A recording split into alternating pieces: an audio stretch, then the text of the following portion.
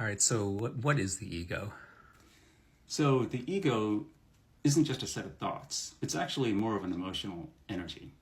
And so you know your ego is at play when there's a really strong emotional investment in the outcome of whatever you're working towards. Either it's I really want that thing and you can really feel your body moving toward and trying to grab that thing, or something you're trying to push away, you're trying to avoid, and now there's a really emotional strong reaction to it. Get this away from me. That's when you know your ego is more in play. It's about more the emotional energy behind the thoughts than what the thoughts are saying. Okay, can you talk more about that between the ego and the emotional energy? How does that relate to the things that you've been talking about? Yeah. And so, first of all, let me say the ego is not the enemy. It has to do with what we're talking about here, but it's not the enemy. The ego is a necessary part of your mind's survival mechanism. Its whole purpose is to help the body survive and thrive and help your loved ones to survive and thrive as well. And so what can occur though is, based on the genetically inherited mental health or neurophysiological conditions of your brain, the brain is what creates the ego. I would also say to a certain degree, the ego is your personality, the way you are, the way you seem to people. Are you impulsive? Are you fun? Are you introverted? Things like that. The brain creates that. Now, if you have a brain that has emotional dysregulation and strong impulse control problems, and also has a neurochemical makeup that just doesn't have enough serotonin and dopamine, it's going to create thoughts that are very black and white thinking, catastrophic thinking, very impulsive, very defensive. And so the ego will be like this very defensive, emotional, sometimes abusive, even addicted kind of personality. And that's where it's not serving the body, because now it's just, in a way, it's like these thoughts gone off the rails. Yeah, you said the ego is not the enemy, but the things you were just describing, that doesn't sound good. Like, why do we even have an ego? What purpose does it serve? Well, the ego is that part of yourself that feels like I'm in here. There's a body here, but then it feels like, I'm in here controlling my thoughts, which makes my body do certain behaviors, which helps me to get into college, which helps me to go to work, stuff like that. That's what the ego is. It's like this thought energy. It's thoughts and energy that makes you feel I'm in here. This is me in this body. The reason that's there is that, think about it. What would your body be like without that feeling that you're in there? It'd be like an organic robotic mechanism.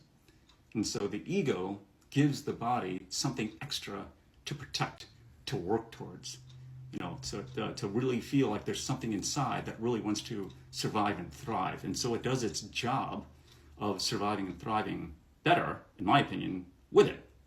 It's just the problems, you could say, occur when a brain with certain kinds of conditions with it creates an ego that's emotionally too intense, very impulsive, very defensive, and now it's not able to help that body or you to survive and thrive well. So you're saying that the ego was helpful to keep us alive, but now, especially for some people, it has counterproductive effects, or it can cause problems. Yeah. Is that right? Yeah. Can you explain that more? And then how does that relate then to the emotions you were talking about earlier? Okay. So, throughout your day, throughout your life, your body will naturally feel certain kinds of reactive emotions to triggers. Anxiety, if you almost get into a car accident, frustration if somebody talks to you a certain way at work or something like that. These are actually very natural reactive emotions. Your body's reacting to its environment, trying to protect you, right? The ego is then that which comes in there and says something like, well, great. Now this thing ruined my day. I'm all anxious now. I'll have to relax and my day is ruined. And so what it does is it doesn't like that feeling, but it's designed that way. It's supposed to jump in there to recognize anxiety to see if there's a threat. But when there's a dysregulated emotion system, it's going to say something like, this has totally ruined my day, get away from me, and now I'm going to be mad.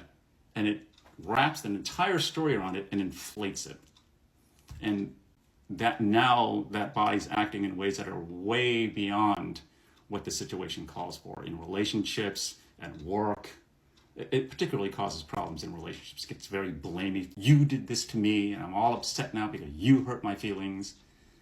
And like the ego of that person doesn't even realize it's because the emotions are so dysregulated in there.